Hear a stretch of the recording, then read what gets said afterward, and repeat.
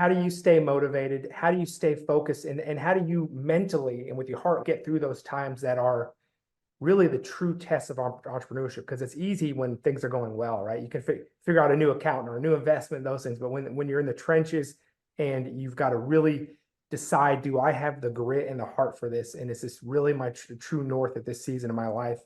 How do you personally get through those seasons? What do you do? Yeah, absolutely. I think this is a great question. If I had to talk about all my failures in entrepreneurship, this show would go on for hours and hours. But I'd say I failed as soon as I got into entrepreneurship. The first thing I tried to do was I tried to write an SAT prep book and I pitched it out to 100 literary agents and publishers. This was back 12, 13 years ago before self-publishing was really big. Mm. And every single one rejected me. They said the SAT prep market was too competitive, that a book by a perfect score would never work.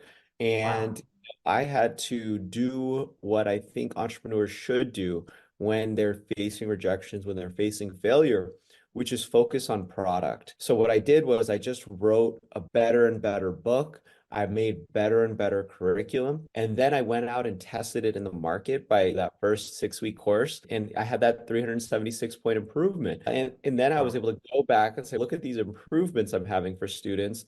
And eventually McGraw-Hill, the world's largest education publisher, Mm. said yes to the book deal. That ended up going #1 on Amazon for SAT prep. We sold over 50,000 copies. And I think that's a really tangible piece of advice when you're facing failure. Obviously, you need to be resilient. Every entrepreneur will tell you that. It's how you bounce back from the failures. But less general advice would be go back and focus on the product and make it as good as possible. Test Mm. it, get it into the market, because what really speaks is not your idea, but your results, and Right. being able to show those results. Because I had an idea at first, right? I had a book proposal. I Mm. said, I think this will be good in the market. But then once I went out and I taught it to students and I showed them we had a student improved 1,000 points in the first course. Once I showed the massive results to people, then it was undeniable.